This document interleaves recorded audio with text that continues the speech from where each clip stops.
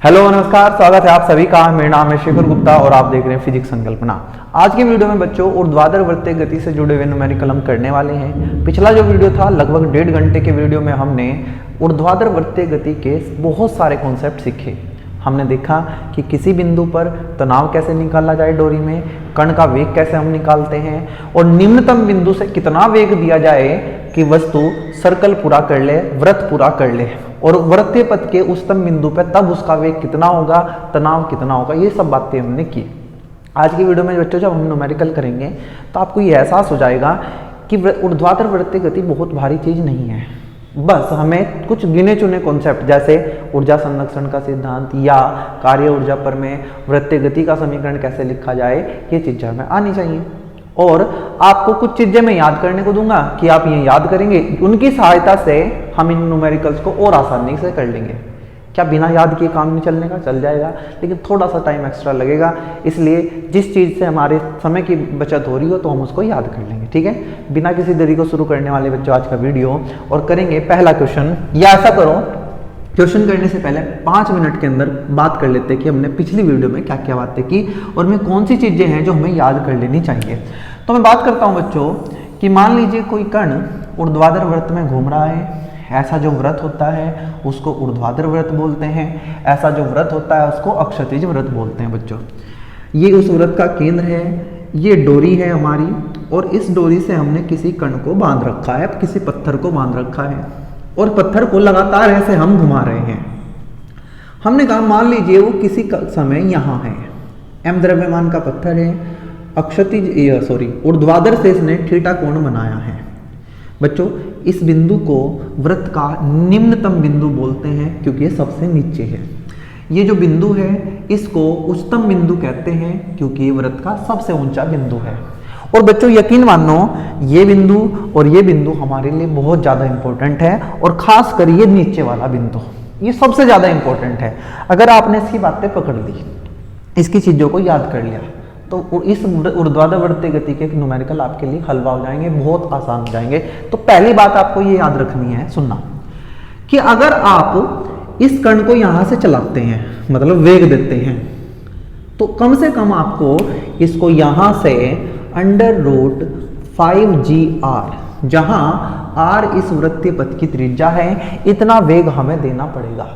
अगर बच्चों आपने √5gr से कम वेग यहां से दिया तो ये कण यहां तक नहीं पहुंच पाएगा और वृत्तीय गति पूरी नहीं हो पाएगी। अगर आपने इतना वेग दे दिया √5gr तो ये कण इस वृत्तीय गति को पूरा करता रहेगा, कोई दिक्कत नहीं आएगी। लेकिन इतना या इससे ज्यादा वेग देना पड़ेगा निम्नतम बिंदु पे। ये वेग कहां का है? निम्नतम बिंदु का। और बच्चों जब आप इसको सबसे नीचे से इतना वेग देते हैं तो सबसे ऊपर पहुंचते टाइम इसका वेग √gr होता है। कितना होता है? √gr। आप कह रहे होंगे कहाँ से आए? तो पिछले वीडियो में मैंने सारी बातें डिटेल में की थी कि अगर आप यहाँ से इतना वेग देंगे तो यहाँ इतना वेग हो जाएगा।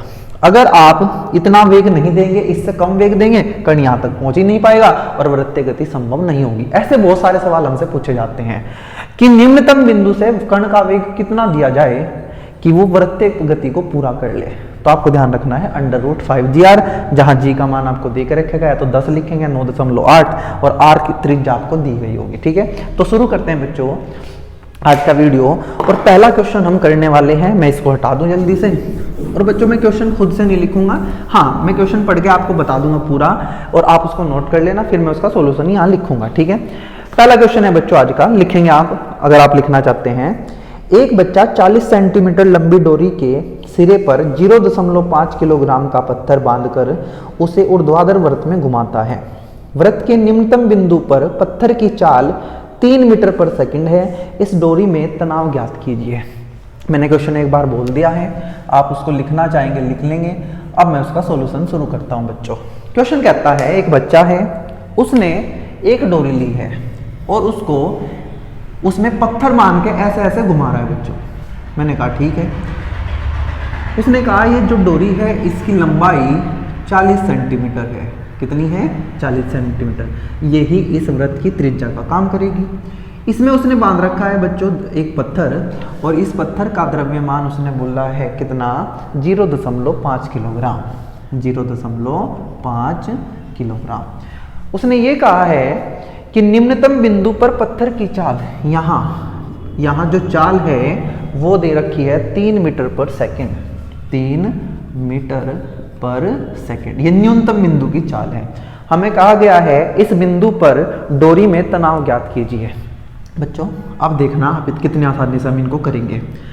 इसी बिंदु की बात कर रही है तो कहीं और की कोई बात हम नहीं करेंगे। तो सबसे पहले बताओ कि नीचे क्या लगेगा, आप कहोगे mg, m है द्रव्यमान, ऊपर रस्सी टाइट हो जाएगी, तनाव आ जाएगा T। तो केंद्र की तरफ कुल बल कितना हुआ, आप कहोगे T माइनस mg, और यही बल बच्चों हमें अभिकेंद्र बल प्रदान करेगा। हमें क्या मतलब इस कण को, और ये कण वृत्तीय गति कर पाएगा, मतलब यही कण बल mv² बटे r के बराबर होगा। r की जगह यहाँ l है, हमें t निकालना था, t बराबर आ जाएगा बच्चों mv² बटे l प्लस mg। जिन बच्चों को ये लग रहा हो कि ये क्या है, बच्चों इसी समीकरण को वृत्तीय गति की समीकरण हम कहते हैं कि हम किसी बिंदु पर ऐसे बल निकाल लें कि वो अभिकेंद्र बल बन जाए। अब केंद्र की तरफ लगने वाला बल T है, केंद्र से दूर लगने वाला mg है, तो T माइनस mg किसके बराबर आएगा, अभिकेंद्र बल के बराबर आएगा। वैल्यू डालते हैं, m का मान 0.5 है, v दे रखा है 3 का स्क्वायर 9 हो जाएगा, l का मान 40 सेंटीमीटर है, मीटर में बदलेंगे। आप जानते होंगे कि 40 को अगर मैं 100 से भाग कर दूं तो ये मीटर बन जाएगा।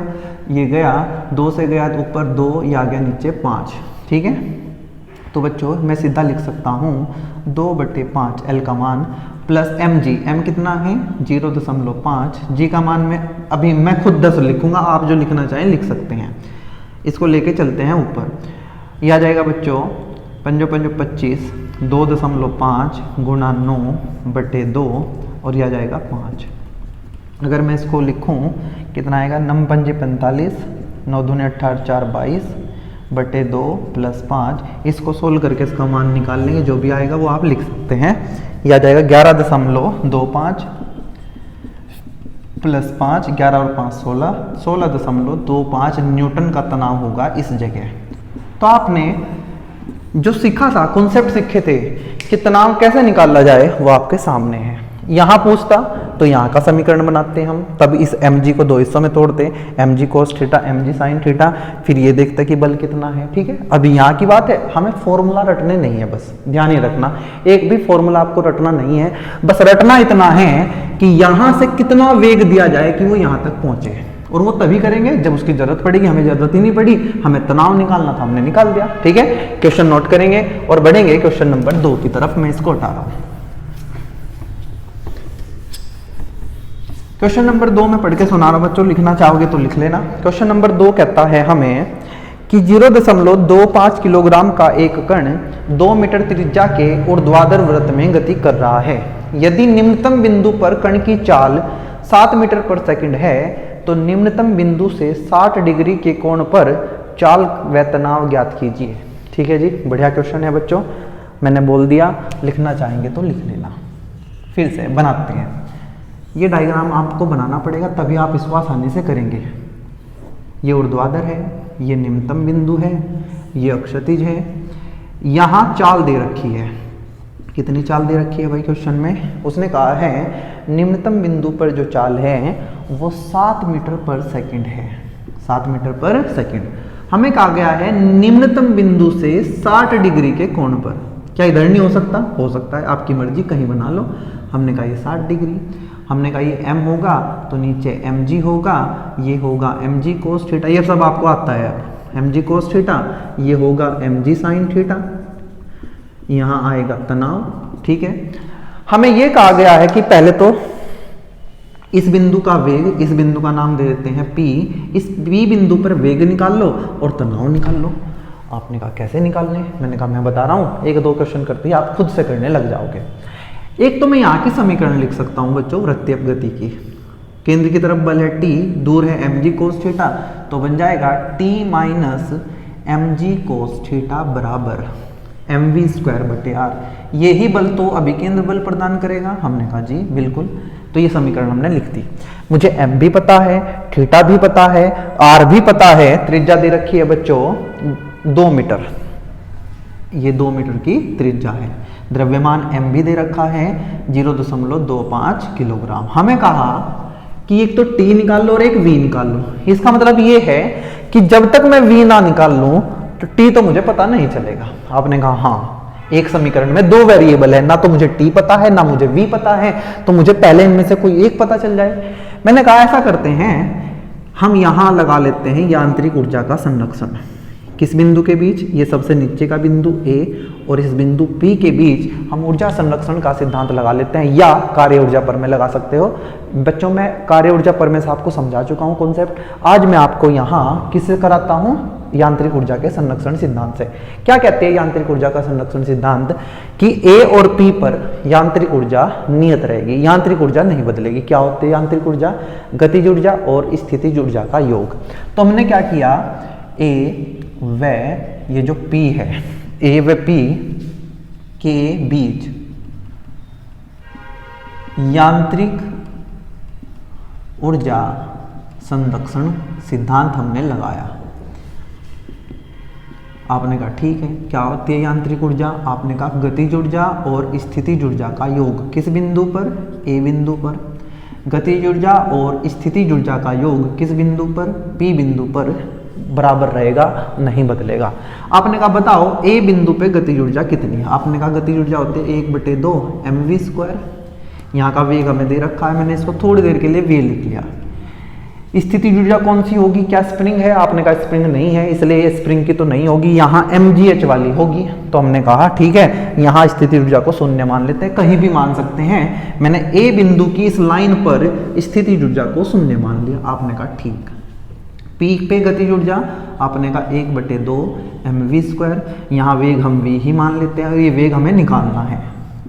स्थितिज ऊर्जा, क्योंकि 0 यहाँ मानना है, 0 मानने से ऊपर जाने पे प्लस mgh होता है, अगर इससे नीचे जाते तो माइनस mgh आएगा, तो ऊपर गए हैं तो आएगा mgh। अब ये h यहाँ से इस P बिंदु पे गया तो ये ऊंचाई इतनी गया है, तो मुझे ये h निकालना है। बच्चों, मैंने पिछली वीडियो में डिटेल में बता रखा है ये सब कुछ, कि अगर ये r है तो ये भी तो r होगा, क्योंकि ये भी त्रिज्या है, ये भी त्रिज्या है। आपने कहा अगर ये r है और ये थीटा है तो ये r cos थीटा होगा। ये पूरा r है, ये r cos थीटा है, तो बचा हुआ r minus r cos theta होगा। तो मैंने यहाँ लिख दिया r minus r cos theta.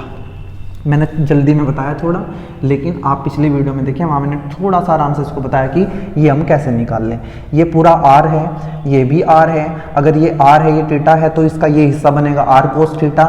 r में से r cos थीटा जाएगा तो बचेगा r minus r cos theta. हमने कहा वैल्यू डालो, यहाँ m है, यहाँ m है, यहाँ m है। सबसे पहले तो इसको हटाओ।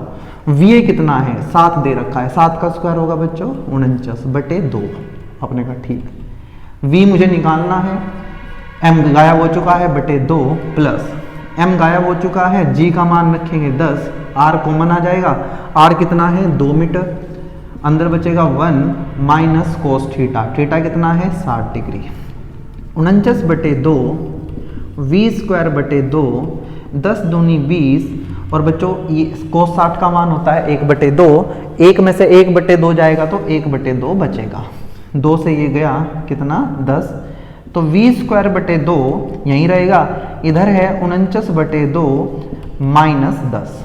अगर आप एलसीएम लेके करेंगे तो आपको पता चलेगा कि v²/2 आ गया 10 दूनी 20, 29/2। 2 से गया 2, तो v का मान आ जाएगा √29 मीटर पर सेकंड। मतलब यहाँ जब कण पहुंचेगा, यहाँ कितना था? 7 मीटर पर सेकंड, यहाँ √29 मीटर पर सेकंड। 29 जो भी आप बोलते हो, ठीक है बच्चों। मैंने आपको एक बात भी बताई थी कि जैसे जैसे कण ऊपर जाता जाएगा इसकी चाल कम होती जाएगी। सबसे ज्यादा चाल यहाँ होती है, सबसे कम चाल यहाँ होती है, ठीक है। ऊपर जाते जाते चाल घटेगी, देख भी सकते हो। ये जो 29 है ये लगभग 5.5 के बराबर आएगा। किसके बराबर? 5.5 मीटर पर सेकंड के। और यहाँ कितना था? 7 मीटर पर सेकंड। आपको कहीं भी पूछ सकता है, यहाँ भी पूछ सकता है वेग, यहाँ भी पूछ सकता है, ठीक है। लेकिन हमें 60 डिग्री पे पूछा है तो हमने 60 डिग्री पे बता दिया। v निकाल चुके हैं, अब हमें बताना है कि तनाव कितना होगा। अब वो हम यहाँ से कर देंगे। तनाव के लिए इसको पकड़ते हैं बच्चों, mv²। m कितना है? 0.25 दे रखा है बच्चों। मैं 0.25 को आसानी के लिए 1/4 लिख लूंगा।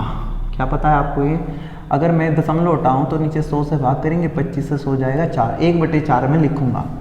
m का मान 1/4, ये जो v स्क्वायर है ये यहाँ का v है और v आया कितना √29, तो v का स्क्वायर कितना होगा 29, तो इस v स्क्वायर का मान है 29, r का मान है 2, ये माइनस इधर आके हो जाएगा प्लस, m का मान है 1/4, g का मान है 10 और थीटा है 60 डिग्री, cos 60 का मान होता है 1/2।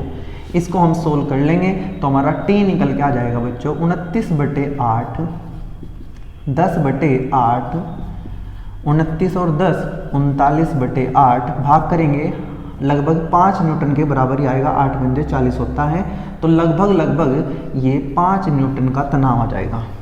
इस तरीके से बच्चों आप किसी भी बिंदु पर वेग भी निकाल सकते हैं, तनाव भी। मान लो आपको यहाँ पूछ लेता कि यहाँ बताओ, तो थीटा कितना कर देते 90 कर देते। आप यहाँ और यहाँ ऊर्जा संरक्षण का सिद्धांत लगा देते, यहाँ से कण कितने ऊपर गया है, त्रिज्या के बराबर ऊपर गया है। सारा काम यही करना है हर जगह, कुछ भी अलग नहीं है बच्चों, बस ये थीटा बदलता रहेगा। एक तो इक्वेशन बनानी आनी चाहिए और एक दूसरा आपको ये यांत्रिक ऊर्जा का संरक्षण सिद्धांत लगाना आना चाहिए। ठीक है, क्वेश्चन नंबर 2 था। क्वेश्चन नंबर 2 से आगे बढ़ते हैं और करेंगे क्वेश्चन नंबर 3।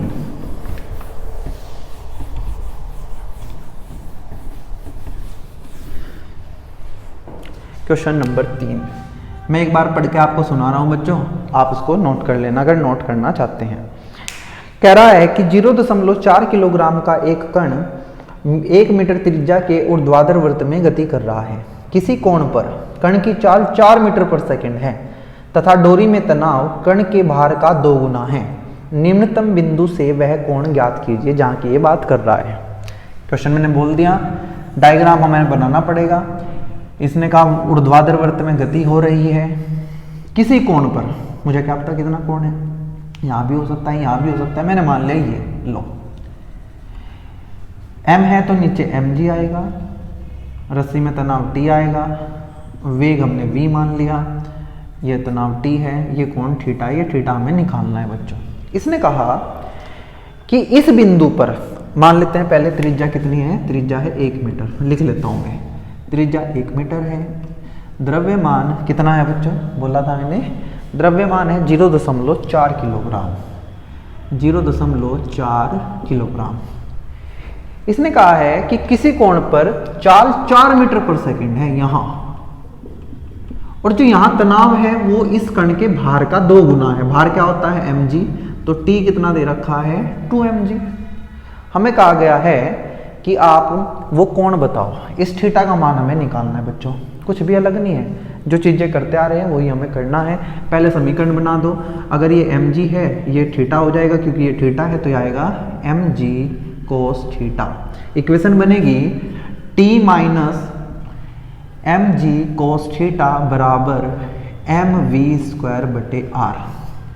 t कितना है, आपने कहा t है 2 mg, रख दो 2 mg minus mg cos theta बराबर mv²/r। हर जगह m है, m गायब कर देंगे, यहाँ 2g बचेगा, g का मान बच्चों मैंने 10 रख दिया, m चला गया है, g का मान 10 रख दिया, थीटा हमें निकालना है तो ये आ गया cos थीटा, m भी चला गया, v² v है 4, 4 का स्क्वायर हो जाएगा 16/r, r है 1, ये आ गया, माइनस वाला उधर लेके जाओ तो आ जाएगा 10 cos थीटा, 10 दूनी 20, ये यहीं रहा, इधर से 16 आया -16, 10 cos थीटा, 20 में से 16 गए 4, तो cos थीटा आ जाएगा बच्चों 4/10, या ये कहिए कि cos थीटा का मान आएगा 2/5, अगर 2 से हम काटेंगे थीटा आ जाएगा बच्चों cos इनवर्स 2/5, ये इसका आंसर है।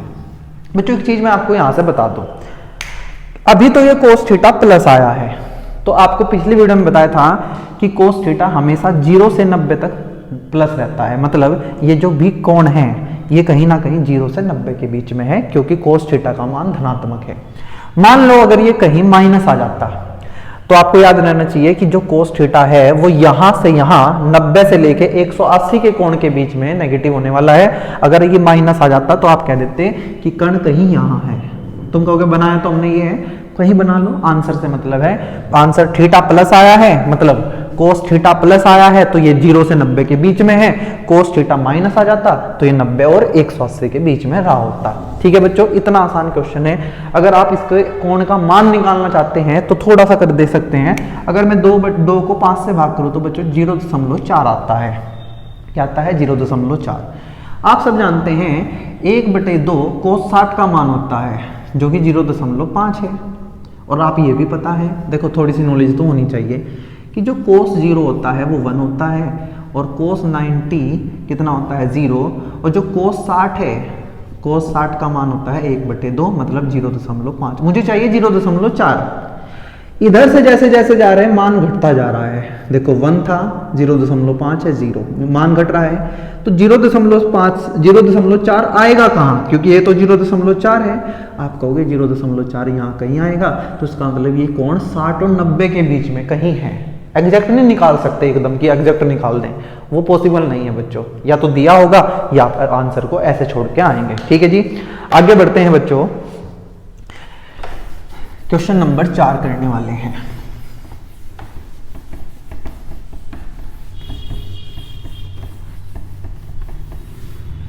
कहता है कि एक रस्सी अधिकतम 120 न्यूटन के तनाव को सहन कर सकती है।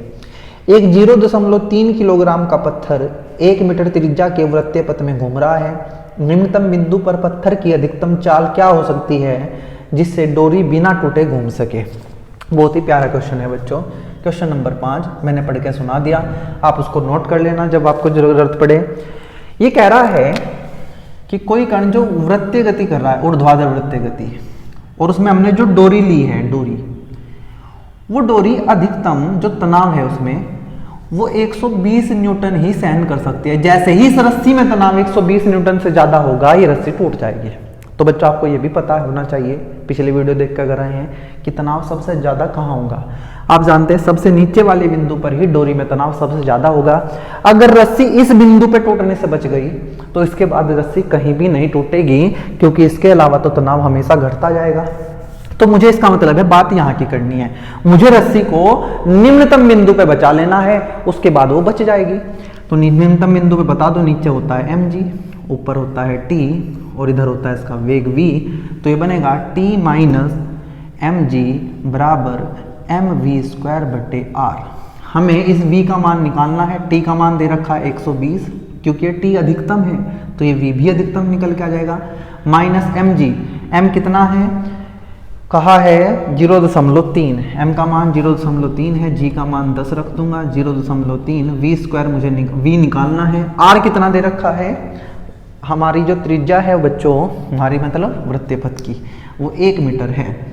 120 10 दिया 30 मतलब 3 आ गया, 0.3 v² आ गया। तो v² आ जाएगा बच्चों यहाँ से 117/0.3, दशमलव से ये गया तो v² आ जाएगा 3 तिया 9, 3 नम 27, 390 मतलब √390 मीटर पर सेकंड का वेग होना चाहिए। अगर आपने इससे ज़्यादा वेग से घुमा दिया इस नीचे यहाँ इस बिंदु पर तो रस्सी टूट जाएगी। इस बस बिंदु पर तनाव सबसे ज़्यादा होता है, वेग भी सबसे ज़्यादा होता है और वो इतना होना चाहिए, इससे ज़्यादा नहीं होना चाहिए। इसका मान लगभग बच्चों देखो ध्यान से, √400 कितना होता है? 20, 400 से कम है तो लगभग ये 19.5 से ज़्यादा आएगा, मतलब लगभग 7 के बराबर आएगा, 19.7 मीटर पर सेकंड। इस बिंदु पे इससे ज़्यादा वेग नहीं कर सकते वरना रस्सी टूट जाएगी।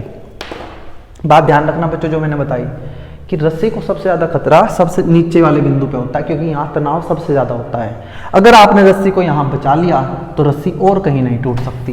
ठीक है, ध्यान रखना। क्वेश्चन नंबर 6 करेंगे। क्वेश्चन नंबर 6 मैं आपको पढ़ के बता रहा हूँ। क्वेश्चन नंबर 6 कह रहा है भाई, एक कण 2 मीटर त्रिज्या के वृत्तीय पथ के अंदर फिसल रहा है। यह न्यूनतम बिंदु से 3 मीटर ऊंचाई से विराम से फिसलना प्रारंभ करता है। न्यूनतम बिंदु से वह कोण ज्ञात करो जिस पर कण का पथ से संपर्क टूट जाएगा। करते हैं बच्चों, बहुत ही प्यारा क्वेश्चन है। क्वेश्चन नंबर 6 क्या कह रहा है कि हमारे पास एक वृत्तीय पथ है और कोई कण इसके अंदर घूम रहा है ऐसे इस रास्ते पर। रस्सी की सहायता नहीं है, जैसे अभी हमने एक बॉल ली और इसको यहाँ छोड़ दूं तो वैसे घूमेगी, रस्सी की जरूरत तो नहीं है। तो उसने कहा है कि हमने ना इस बॉल को, इस कण को इस निम्नतम बिंदु से 3 मीटर की ऊंचाई से छोड़ा है। त्रिज्या 2 मीटर है, तो 3 मीटर कहीं यहाँ बैठेगा, यहाँ से हमने उसको छोड़ दिया। मैं यहाँ इसकी हाइट भी बना देता हूँ, लिख के दिखा देता हूँ कि ये जो हाइट है बच्चों, ये हमारी 3 मीटर है। त्रिज्या कितनी है? त्रिज्या इसकी 2 मीटर है। इसने ये पूछा है कि वो कोण ज्ञात करो निम्नतम बिंदु से जहाँ इस वस्तु का संपर्क इस रास्ते से टूट जाएगा। हमने मान लेते हैं यहाँ टूट जाएगा जाके, ठीक है। आपने कहा ठीक, इसको यहाँ मिलाता हूँ, ये आ जाएगा ऐसे। हमें बताना है कि संपर्क कहाँ टूटेगा। तो बच्चों पहले तो एक कॉन्सेप्ट सुनो कि संपर्क टूटने का मतलब है कि जो वस्तु है वो इस रास्ते से अलग हो जाएगी। मतलब वस्तु देखो, ये सर्कल है और वस्तु ऐसे चिपक के इस पे चल रही है, ठीक है। जहां ये इससे टच टूट जाएगा हम कह देंगे संपर्क खत्म हो गया है। और बच्चों संपर्क खत्म होने का मतलब है कि अब अभिलंब प्रतिक्रिया शून्य हो जाएगी। अभिलंब प्रतिक्रिया कितनी हो जाएगी? शून्य। तो आपको ये तो पता चल गया है कि यहाँ ये वस्तु ऐसे है, मान लो नीचे mg होगा। आपने कहा बिल्कुल होगा जी, ये m है, ये लग रहा होगा अभिलंब प्रतिक्रिया। रस्सी होती तो इतना होता, और क्या फर्क है? कुछ भी फर्क नहीं है। मान लिया मैंने ये कोण थीटा पे टूटेगा, जाके संपर्क थीटा कोण पे टूटेगा, तो हमने इसको ऐसे बना लिया। क्या ये त्रिज्या है? आपने कहा हाँ त्रिज्या है। ये r है तो ये r cos थीटा होगा अगर जरूरत पड़ी, ठीक है। हमने कहा कि मुझे ये कोण बता दो, और कोण कहाँ से बताना है बच्चों? न्यूनतम बिंदु से, यहाँ से बताना है कोण। ऐसा करेंगे, ये कोण हम निकाल लेंगे और फिर उसको 180 में से घटाए देंगे तो ये कोण मुझे पता चल जाएगा। ये निकालना है मुझे एक्चुअल में, लेकिन मैं थीटा निकाल लूंगा क्योंकि ये मुझे आसान लगता है। आपने कहा समीकरण बनाओ इसकी। आपने कहा n, ये mg है और ये थीटा है तो ये भी थीटा होगा, और mg है तो ये आ जाएगा mg cos थीटा। तो n भी उसी तरफ, mg cos थीटा भी एक तरफ। तो हमने कहा n plus mg cos theta मिलके ही mv स्क्वायर बटे r बनाएंगे। आपने कहा ठीक है, क्योंकि यहाँ संपर्क को तोड़ना है इस बिंदु पर, तो हम यहाँ n का मान 0 रख देंगे बच्चों। यह आ जाएगा mg cos थीटा बराबर mv स्क्वायर बटे r। m से गया m, यहाँ से g cos थीटा किसके बराबर आ गया? v स्क्वायर बटे r के। मुझे थीटा निकालना है। मुझे g का मान भी पता है, r का मान दे रखा है 2 मीटर, मुझे बस v नहीं पता, मतलब यहाँ वेग कितना है। आपने कहा क्योंकि हमने इसको यहाँ से छोड़ा था, ये बॉल घूमते घूमते घूमते घूमते यहाँ गई होगी, तो यहाँ इसका वेग कुछ ना कुछ रहा होगा, वो वेग मुझे निकालना है। और जैसे ही वेग हमें निकालना होता है, हमें सीधा याद आती है कार्य ऊर्जा प्रमेय की या यांत्रिक ऊर्जा संरक्षण की। तो मैंने कहा इस बिंदु और इस बिंदु के बीच यांत्रिक ऊर्जा का संरक्षण लगा लेते हैं। आपने कहा भैया ये पता है हमें कितना ऊपर है। मैंने कहा अभी मेरी बात सुनते रहो, हम कर लेंगे। यांत्रिक ऊर्जा का संरक्षण, इस बिंदु को बोला A, इस बिंदु को बोला B, और झट से लिखा K प्लस U बराबर K प्लस U। अब तो आपको भी जल्दी जल्दी लिखना आ गया होगा, पहले A बिंदु पर फिर B बिंदु पर। आपने कहा ठीक। मुझे एक बात बताओ, क्या यहाँ से हमने इसको छोड़ा था? हाँ, तो यहाँ तो इसका वेग शून्य होगा, हमने यहाँ इसको पकड़े छोड़ दिया था ऐसे। आपने कहा जी यहाँ गतिज ऊर्जा शून्य। स्थितिज ऊर्जा मान लेते हैं, यहाँ की बात कर लेते हैं। यहाँ स्थितिज ऊर्जा शून्य है, स्थितिज ऊर्जा शून्य है यहाँ। ये बिंदु यहाँ से 3 मीटर की ऊंचाई पे है, तो इसका मतलब mgh लगा सकता हूँ। तो मैं कहूँगा mgh, h का मान है 3। आपने कहा ठीक है। B पे गतिज ऊर्जा होगी 1/2 mv स्क्वायर, और B की स्थितिज ऊर्जा कितनी होगी? आपने कहा ये दिक्कत करेगी। मैंने कहा दिक्कत नहीं करेगी, मुझे बताओ। ये r है, हाँ ये थीटा है, तो ये कितना होगा? आपने कहा ये होगा r cos थीटा। यहाँ तक ये कितना है? ये r है। ये कितना है? ये r cos थीटा है। तो टोटल कितना हो जाएगा? r plus r cos theta. जैसे ये बिंदु यहां से 3 मीटर की ऊंचाई पे है, ये बिंदु यहां से, अब ये मत मानना कि बराबर बराबर है, वो तो बना दिए मैंने। ये r है, ये मैंने निकाल लिया r cos थीटा, तो टोटल तो आ गया r plus r cos theta. m गया, g का मान 10, 3 m गया, v स्क्वायर मुझे निकालना है बटे 2, m गया, g का मान 10, r कॉमन आ गया। कॉमन मतलब r का मान रख देते हैं सीधा, 2 मीटर दे रखा है। यहाँ बचा 1 प्लस कोस थीटा। ठीक है, ये थीटा तो मुझे पता ही नहीं है, तो निकालने की कोशिश ही कर रहा हूँ। तो यहाँ से मुझे पता चला कि 10 या 30, अगर मैं 2 एलसीएम ले लूँ, 2 इधर आ जाएगा, 2 गुना 30, यहाँ बचेगा v², 2 यहाँ भी जाएगा, 2 दूनी 4, 10 चौक 40, 40 1 प्लस कोस थीटा। 2 इक्वेशन बन गई हैं। इसको मैं सीधा लिख दूँ क्या बच्चों, अब ये आ जाएगा 60। ये एलसीएम लेके इधर आ गया, यहाँ भी गया, तो v² plus 40 into 1 plus cos theta बराबर आ गया 60। यहाँ से हम v² का मान निकाल लेते हैं। यहाँ जाएगा v² बराबर GR कोस थीटा, यहाँ डाल दो, 60 दिख रहा है ना, 60 बराबर v² का मान GR कोस थीटा प्लस 40 कोस थीटा। आपने कहा बिल्कुल, जो पता है वैल्यू डाल दो। G का मान 10, R का मान 2, तो 10 दूनी 20 cos theta, 40 cos theta, 40 cos theta, 20 cos theta, आपने कहा 60 कोस थीटा, ठीक है, प्लस 40 बराबर इधर कितना चल रहा है, इधर चल रहा है 60, तो आपने कहा 60 कोस थीटा आ जाएगा, 60 में से 40 गए 20, तो यहाँ से कोस थीटा आ गया 20/60। आपने कहा ठीक, कोस थीटा आ गया 20 से 60 1/3, तो थीटा आ जाएगा बच्चों कोस इनवर्स 1/3। ये किसका मान आया है, थीटा का, ये यहाँ से आया ऊपर से। निकालना मुझे अल्फा है, तो आपको ये पता चल रहा है कि अल्फा का मान है 180 माइनस थीटा। यहाँ लिखेंगे 180 माइनस थीटा का मान आ गया कोस इनवर्स 1/3। क्या मैं इस थीटा को सीधा भी निकाल सकता था? बिल्कुल। अगर आप बच्चों इस एंगल को पूरा थीटा मान लो, ठीक है, तो आप ये किसको क्या कहोगे, ये आ जाता है 180 माइनस थीटा। अगर ये 180 माइनस थीटा होता तो ये बनता आर, एक कोस 180 माइनस थीटा, मतलब आर कोस थीटा बनता माइनस का। लेकिन मैं चाहता हूं कि आप आसानी से करें कि आप इस कोण को थीटा मान लें, फिर थीटा निकाल के उसको 180 में से घटा के यहाँ हमारा अल्फा आ जाएगा, जो कि हमें नीचे से कोण पूछा है। कई बार ऊपर से भी पूछ लेते हैं, फिर तो हमें यही निकालना है। लेकिन एक बात तो तुम्हें पता चल रही है कि इसके अलावा इसमें है क्या, हमें क्या लगाना है, यांत्रिक ऊर्जा का संरक्षण, हमें क्या लगाना है, वृत्तीय गति की समीकरण। हमें थोड़ा सा याद ये रखना है कि यहाँ से कितना वेग दिया जाए कि यहाँ पहुंच जाए। आपने कहा ठीक है, आगे बढ़ते हैं बच्चों और करेंगे question number 7, question number 7।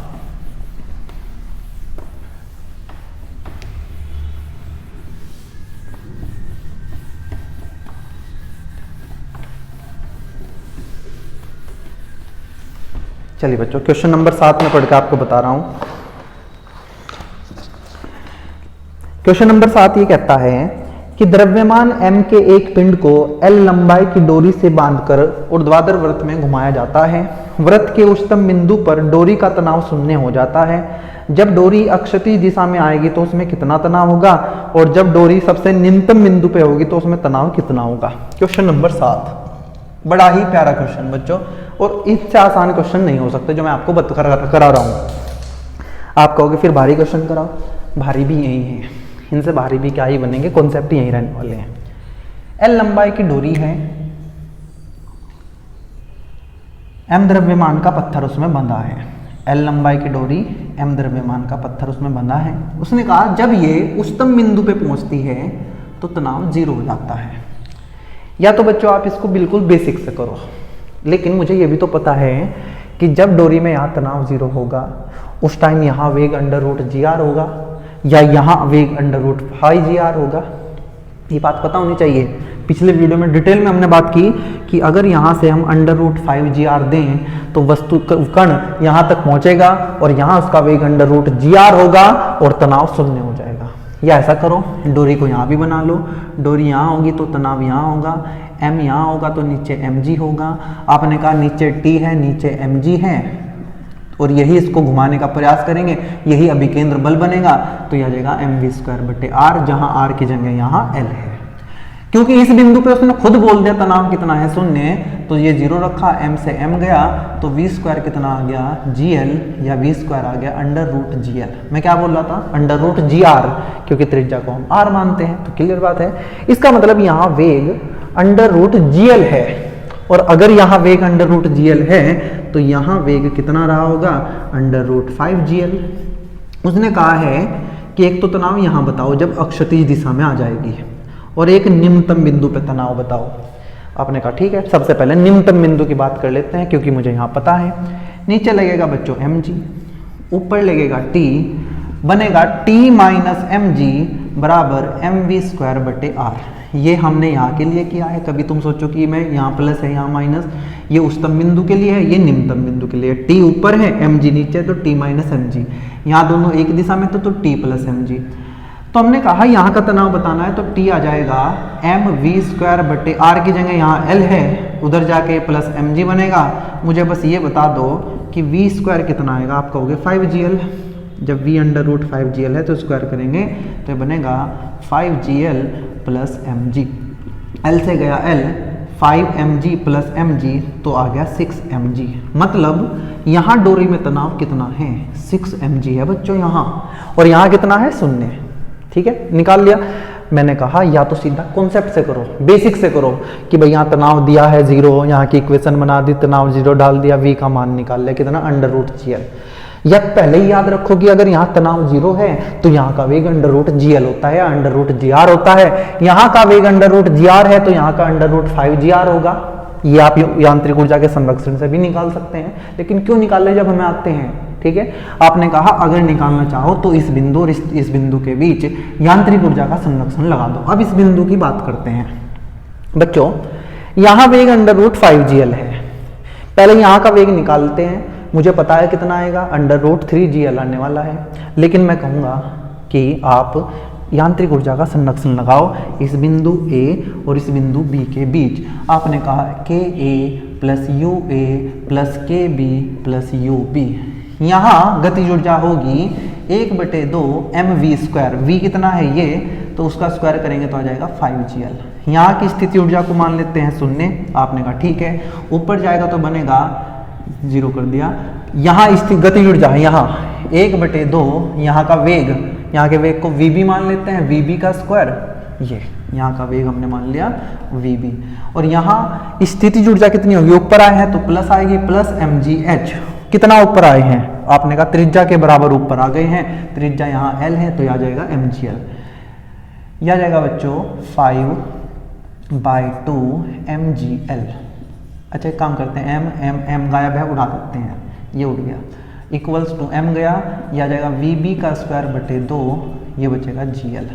2 LCM ले लो तो 2 यहाँ भी चला जाएगा, पूरे के बटे में 2 आ जाएगा, 2 से गया 2 तो ये बचेगा 5gl vb का स्क्वायर प्लस 2gl। तो vb का स्क्वायर आ गया बच्चों, 5gl में से 2gl गए, यह आ जाएगा 3gl, यह आ जाएगा vb बराबर अंडर रूट 3gl। और मैं यही बता रहा था आपको कि अगर यहाँ 5gl है अंडर रूट में तो यहाँ अंडर रूट 3gl होगा और यहाँ अंडर रूट gl होगा। एक कॉन्सेप्ट बता रहा हूँ, ट्रिक बता रहा हूँ बच्चों। मान लो यहाँ अंडर रूट gr है, मैं मान लो अंडर रूट 10gr है, 10, तो बच्चों उसमें से ना आप 2 कम करते जाओ। यहाँ 10 है तो यहाँ 8gr आ जाएगा अंडर रूट में, यहाँ 8gr है तो यहाँ अंडर रूट 6gr हो जाएगा, है ना। देखो यहाँ अंडर रूट 5 है, 5 में से 2 कम करो, यहाँ आ जाएगा अंडर रूट 3gr, आर की जगह एल है। यहाँ अंडर रूट 3 है तो यहाँ कितना होगा, अंडर रूट gl। मतलब 2 कम करते जाओ वेग में। और आपको तनाव कब बताऊं, अब तनाव यहाँ कितना आया है 6mg, तो यहाँ 3mg आएगा, और यहाँ 0mg आया, मतलब 0। मतलब वेग लिखना हो तो 2 कम करते जाओ, तनाव लिखना हो तो 3 कम करते जाओ। लेकिन ध्यान रखो ये वाला, कभी तुम हर जगह कि यहाँ 8 है तो यहाँ 6 होगा, ना, मैं अंडर रूट 5gl की बात कर रहा हूँ, अंडर रूट 5gl की। तो यहाँ होगा अंडर रूट 3gl आ गया है, यहाँ होगा अंडर रूट gl, तो 2 कम करते जाओ, तनाव निकाल लेते हैं, यहाँ की इक्वेशन बनाते हैं। तनाव अंदर की तरफ होगा, mg नीचे की तरफ होगा, मतलब mg का कोई हिस्सा नहीं यहाँ है, तो हम लिखेंगे t ही कितना होने वाला है, mv स्क्वायर बटे r, r का मान l है, त्रिज्या डाल लो, m बटे l, v स्क्वायर है अंडर रूट 3gl, उसका स्क्वायर करेंगे तो अंडर रूट खत्म, l से l गया तो तनाव आ गया 3mg। तो बच्चों ध्यान रखो, यहाँ अगर 6mg है तो यहाँ 3mg होगा, यहाँ 0mg होगा, 3 कम करते जाओ। मान लो मैं सीधा कह दूँ यहाँ 10mg है, 3 कम करो, यहाँ 7mg, 3 कम करो, यहाँ 4mg आएगा। अगर मैं वेग की बात करूँ कि यहाँ अंडर रूट 12gl है तो 2 कम करो, अंडर रूट 10gl, 2 कम करो, अंडर रूट 8gl। ठीक है, आ गया ना मजा। आपने कहा ठीक है जी, मजा आ गया। क्वेश्चन नंबर 7 हमने कर लिया, क्वेश्चन नंबर 8 की तरफ हम बढ़ेंगे, और मैं बोल देता हूँ, पहले मैं इसको साफ कर दूं फिर आगे बढ़ेंगे क्वेश्चन नंबर 8 की तरफ।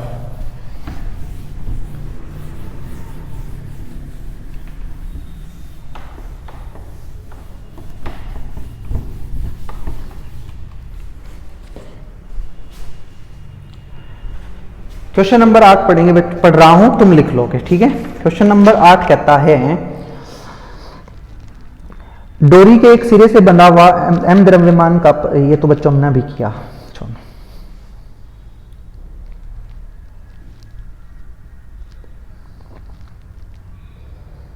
क्वेश्चन नंबर 8 पढ़ रहा हूं बच्चों। लंबाई L के सरल लोलक के गोले का द्रव्यमान m है।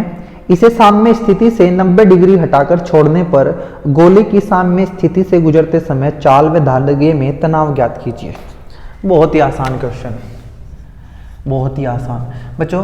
सरल लोलक मतलब पेंडुलम आप जानते हो। इसने कहा है कि उस पेंडुलम को हमने, ऐसा होता है ना, ये इसकी साम्य अवस्था होती है बच्चों। यहाँ आपने उसको लटका दिया तो यहीं लटका रहेगा, तो उसकी साम्य अवस्था।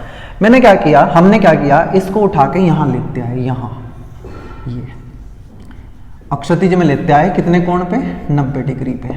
उसने कहा जब यहाँ से इसको छोड़ेंगे, यहाँ इसका वेग कितना होगा और यहाँ तनाव कितना होगा। क्या बात कर रहे हो भाई, इतने आसान क्वेश्चन को तो आप मुझसे पूछोगे भी नहीं, आप कहोगे तो हम खुद कर लेंगे। आपने कहा यहाँ वेग निकालना है तो यहाँ और यहाँ ऊर्जा संरक्षण का सिद्धांत लगा दो।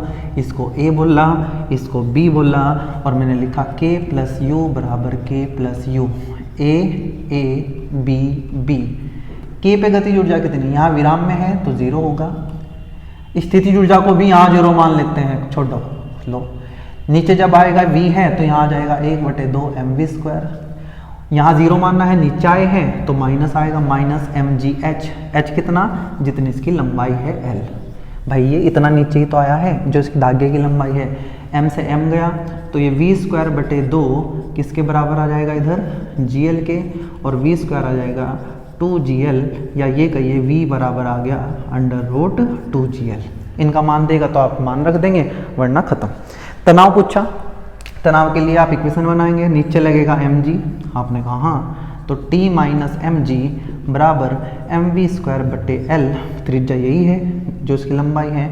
T आ जाएगा यहाँ से mv²/L प्लस mg, आपने कहा m/L, v का स्क्वायर है 2gl प्लस mg, L से गया L, ये बचा 2mg प्लस mg, ये हो गया हमारा 3mg। ठीक है, इतना आसान ये क्वेश्चन था, बहुत ही आसान मैंने ये आपको करा दिया, हमें ये करना भी नहीं चाहिए था।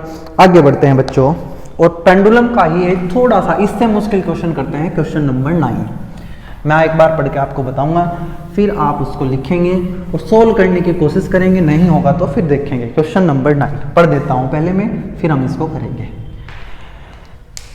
1 मीटर लंबाई की डोरी से लटका 500 ग्राम का एक गोला ऊर्ध्वाधर में दोलन कर रहा है तथा दोलन का कोणीय आयाम 60 डिग्री है।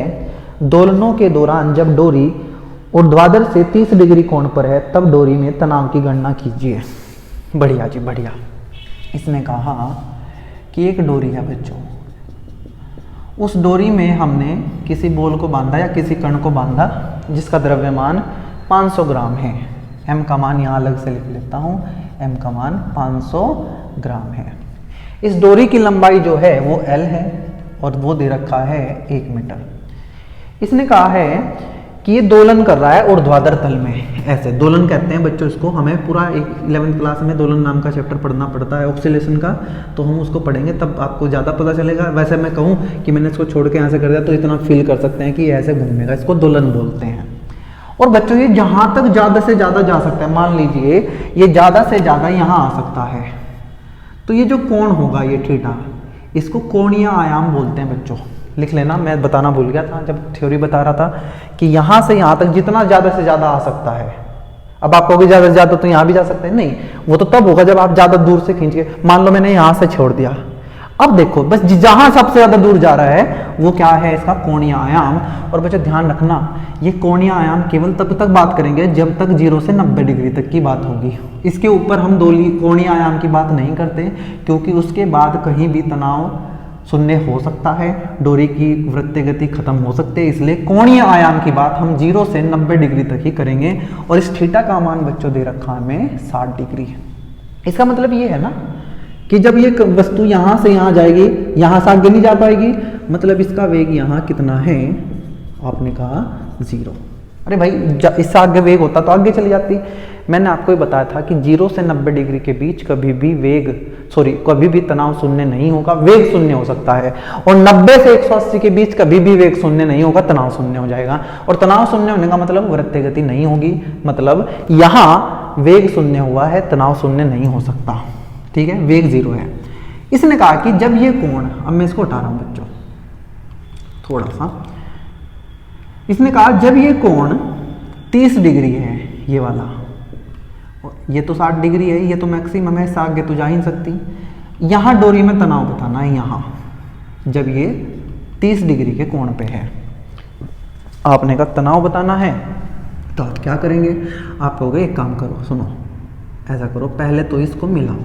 हमने कहा ठीक। हमने कहा इसको मिलाओ, आपने कहा ठीक। क्या ये m है? हाँ जी, तो नीचे क्या होगा, mg। आपने कहा यहाँ क्यों नहीं कर रहे हो? भाई मुझे तनाव ही यहाँ निकालना है, तो मैं यहाँ की बात क्यों करूँगा? आपने कहा ठीक है, गुस्सा मत करो। आपने कहा ये 30 डिग्री है, तो ये भी 30 डिग्री होगा, और अगर ये 30 है तो ये mg cos 30 होगा।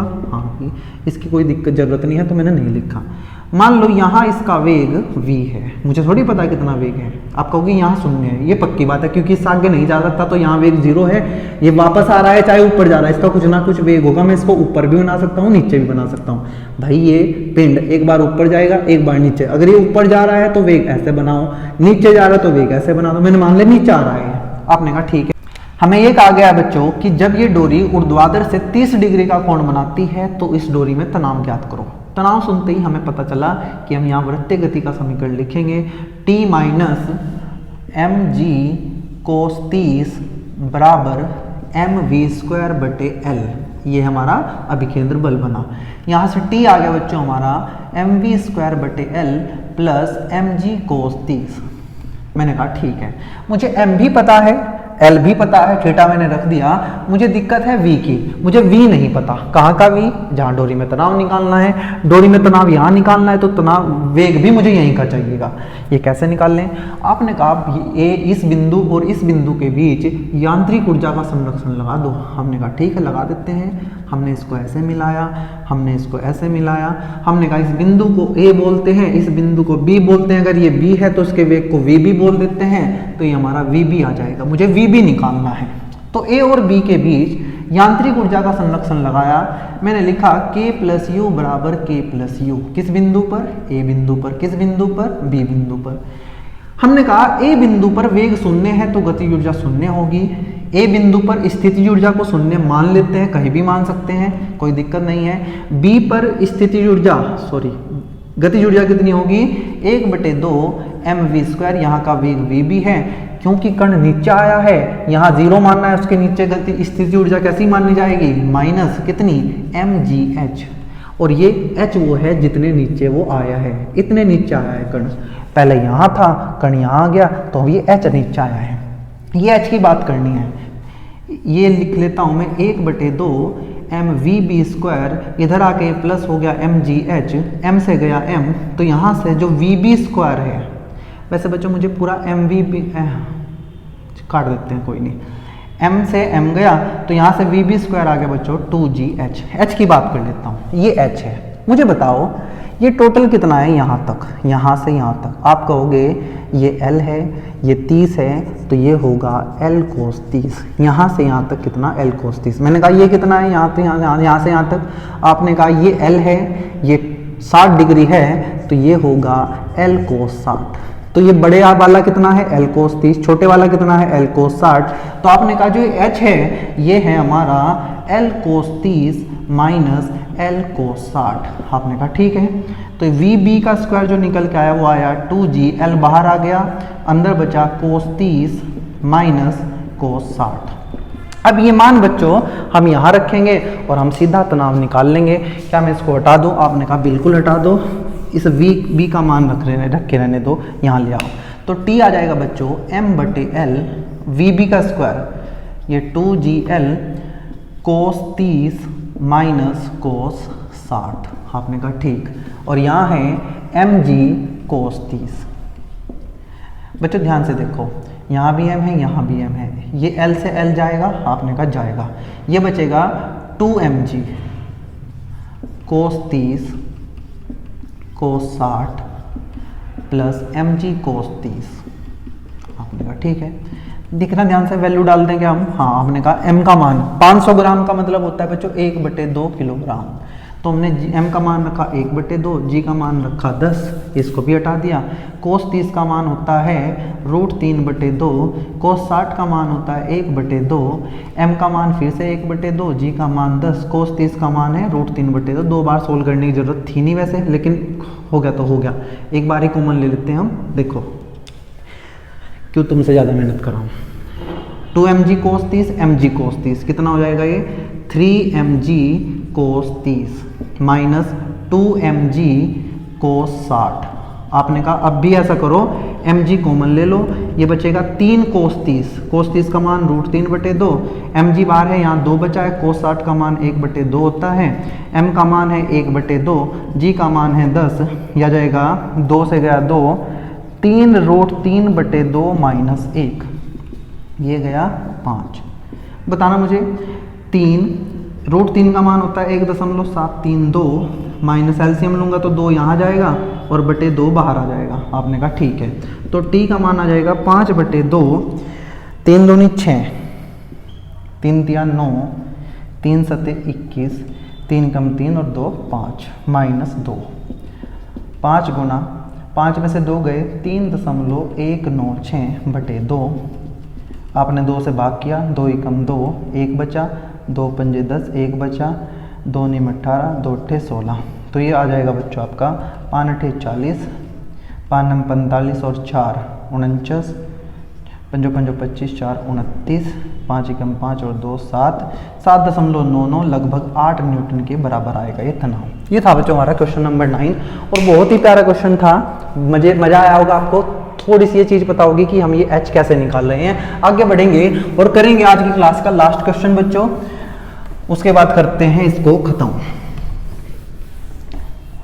आपसे पूछा गया है बच्चों क्वेश्चन नंबर 10 में, एक बार मैं आपको पढ़ के बता देता हूं।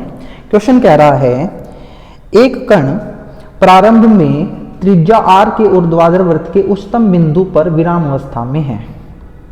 जब कण धीरे से विस्थापित कर दिया जाता है, यह वृत्त ऊर्ध्वाधर वृत्त को जिस बिंदु पर छोड़ेगा उसकी उच्चतम बिंदु के ठीक नीचे कितनी गहराई होगी ज्ञात कीजिए।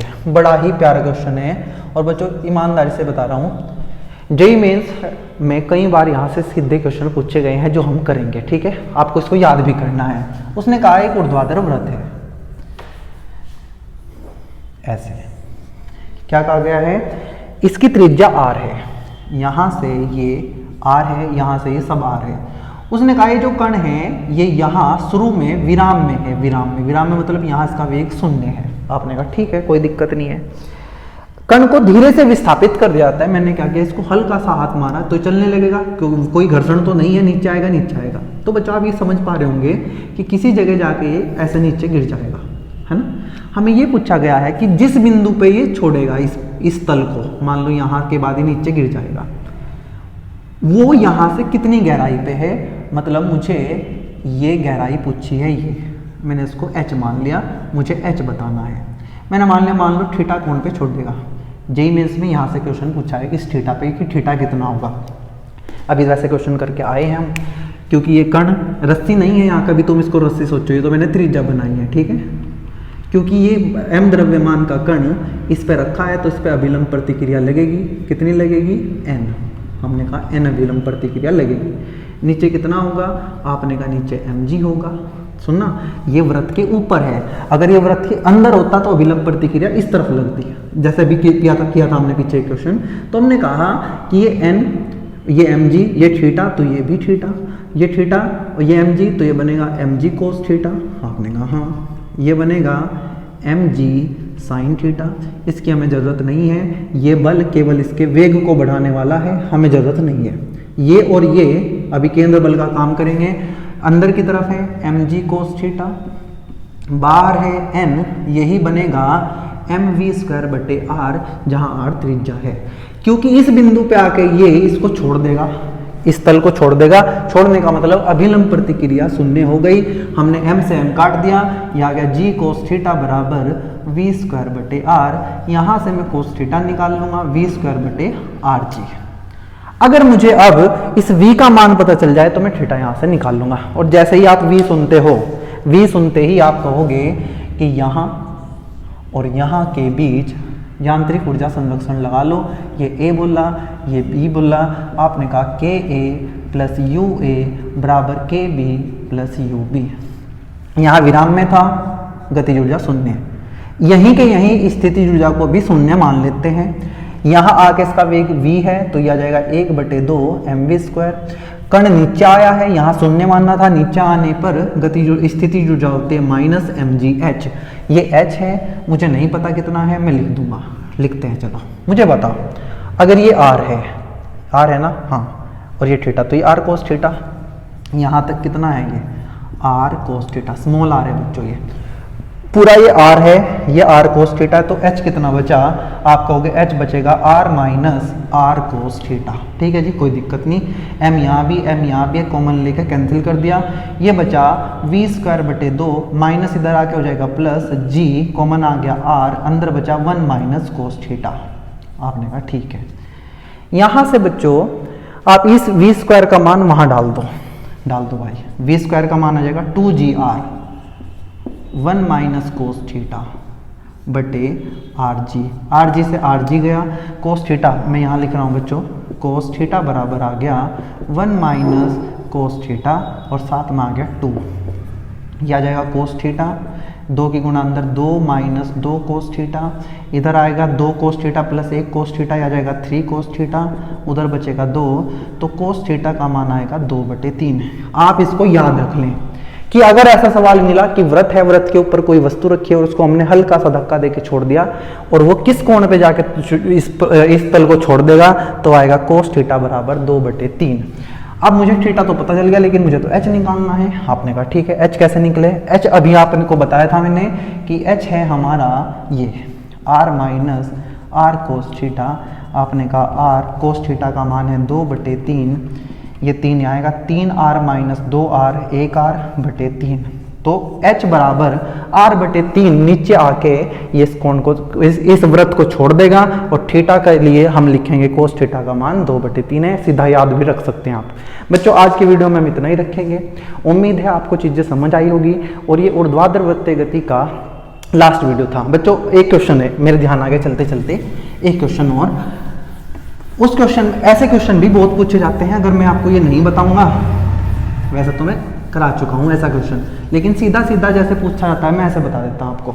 हमें कहा जाएगा कि कोई ऐसा रास्ता है, ये वृत्तीय पथ है ये, और जो इसकी त्रिज्या है वो इसकी त्रिज्या दे रखी है हमें r। हमें ये कहा है कि ये बताओ हमें, ये इसका उच्चतम बिंदु है कि इस जगह यहाँ कोई कण, ये कण है हमारा m द्रव्यमान का, कितने वेग से जाना चाहिए कि ये वृत्तीय गति को पूरा कर ले। तो आपको पता है कि अगर इसके निम्नतम बिंदु पर जो वेग है वो √5gr हुआ तो ये वृत्तीय गति को पूरा करेगा, वरना नहीं करेगा। तो इसका मतलब हमें यहाँ से इसको इतना वेग देना होगा कि इस न्यूनतम, मुझे यहाँ की बात मतलब नहीं है कि आप तो यहाँ घर्षण हो, लेकिन आगे अगर घर्षण ना हुआ तो इसको यहाँ से कम वेग देना पड़ेगा √5gr, तो ये यहाँ पहुँच जाएगा और यहाँ जाते टाइम इसका वेग होगा √gr। ऐसे क्वेश्चन बहुत पूछते हैं। इसमें और वेरिएशन क्या है, इसमें आपको ये कह देगा कि ऐसे कि ये ऊंचाई h है और यहाँ से इसको हमने छोड़ा, मतलब इसका वेग 0 है, तो इस h का मान बताओ। आपको सिंपल ये करना है कि यहाँ और यहाँ यांत्रिक ऊर्जा का संरक्षण लगा देना है। यहाँ गतिज ऊर्जा 0 है, अगर मैं स्थितिज ऊर्जा को 0 यहाँ मान लूँ तो ये ऊपर है तो ये बनेगा mgh। आपने कहा ठीक है, यहाँ स्थितिज ऊर्जा 0 है, लेकिन गतिज ऊर्जा यहाँ होगी 1/2 mv स्क्वायर, v का मान है 5gr, अंडर रूट स्क्वायर करेंगे, अंडर रूट खत्म, m से गया m, तो आ जाएगा gh बराबर 5/2 gr, g भी गया तो h आ जाएगा 5r/2। इतनी ऊंचाई से हमें इसको छोड़ना पड़ेगा, तभी वृत्तीय गति पूरी कर पाएगा। ठीक है, ऐसे क्वेश्चन बहुत पूछे जाते हैं, तो आप थोड़ा ध्यान रखेंगे। एक तरीके का और क्वेश्चन पूछ लिया जाता है जिसमें लोहे की रोड से किया जाता है। एक लोहे की रोड है और यहाँ एक पत्थर बांध देंगे, उसे कहा जाएगा कि यहाँ से कम से कम कितने वेग से फेंकें कि ये वृत्त को पूरा कर लें। इसमें थोड़ा सा बदलाव है बच्चों, जाते जाते मेरे ध्यान आए हैं क्वेश्चन। बदलाव ये है कि बच्चों यहाँ टेंशन जीरो होने का मतलब नहीं है, क्योंकि रस्सी तो है नहीं है, ये तो एक रोड है और रोड तो कभी ढीली नहीं पड़ेगी। तो भाई सरिया है, सरिया जानते होंगे, लोहे की रोड, वो ढीली नहीं पड़ेगी, तो इसलिए यहाँ टेंशन को जीरो होने का तो कोई मतलब नहीं है। तो यहाँ कितना वेग होगा, तो बच्चों आप यहाँ मत कहना √5GR, ये गलत हो जाएगा। ये √5GR वहीं होगा जहाँ रस्सी हो या ये ऐसे बिना रस्सी के घूम रहा हो, जहाँ तनाव जीरो होने की चिंता हो या अभिलंब प्रतिक्रिया जीरो होने की चिंता हो। क्या यहाँ ये रस्सी में, इस रस्सी में कह रहा हूँ, उसमें लोहे की रोड में तनाव शून्य हो सकता है? आपने कहा नहीं। तो बच्चों आपको यहाँ सिर्फ इतना करना है कि यहाँ वेग को शून्य करना है। भाई तनाव तो शून्य नहीं हो पा रहा है, तो भाई वेग को शून्य करेंगे, और वेग अगर शून्य कर दिया तो आप यहाँ और यहाँ के बीच यांत्रिक ऊर्जा का संरक्षण लगा लेंगे। मैंने कहा यहाँ से कितने वेग से फेंकी, मुझे नहीं पता, मुझे निकालना है, मैंने कहा VA से। यहाँ शून्य हो गया तो हम लिखेंगे 1/2 mVA²। यही स्थिति ऊर्जा को जीरो मान लेते हैं। यहाँ जाके वेग जो जीरो हो गया तो गतिज ऊर्जा जीरो होगी। अगर ये त्रिज्या R है तो ये R है, तो कितना ऊपर गया 2R, तो ऊपर जाके हो जाएगा mgh। h कितनी ऊंचाई है, ये है 2R। m से m जाएगा, VA² होगा बच्चों 2 × 2 4GR, तो VA हो जाएगा √4GR। अभी कितना आ रहा था, √5GR। अब जब यहाँ तनाव जीरो होने की दिक्कत नहीं है तो आप इसको √4GR याद रखेंगे। ऐसे सवाल बच्चों ऐसे भी आते हैं कि एक ऐसे रास्ता बना देता है और यहाँ एक सर्कल ऐसे बन कर देता है, इसको हूप बोलते हैं, हूप। अब हूप का मतलब क्या है कि अगर बॉल यहाँ से जाएगी वो कभी भी नीचे नहीं गिरेगी, वापस तो आ सकती है, यहाँ नहीं आ सकती, ऐसे नहीं गिर सकती, जैसे डोरी ढीली हो जाती थी। तो बच्चों यहाँ भी वही कंडीशन लगेगी जो यहाँ होगी, क्योंकि यहाँ तनाव जीरो होने का मतलब नहीं है, और यहाँ अभिलंब प्रतिक्रिया भी जीरो होने का मतलब नहीं है। ऊपर से गिरेगी तो नीचे वाला थाम लेगा, तो यहाँ भी नीचे से इसको वेग देना पड़ेगा √4GR। ठीक है, उम्मीद है आपको समझ आ गया होगा। आज के वीडियो में बच्चों इतना ही रखेंगे। अगली वीडियो से हम पढ़ेंगे संघट, और अभी इस चैप्टर में 3 या 4 वीडियो और लगेंगे बच्चों, क्योंकि मुझे शक्ति भी पढ़ाना है, तब जाके एक चैप्टर खत्म होगा। तब तक के प्ले पढ़ते रहिए। धन्यवाद।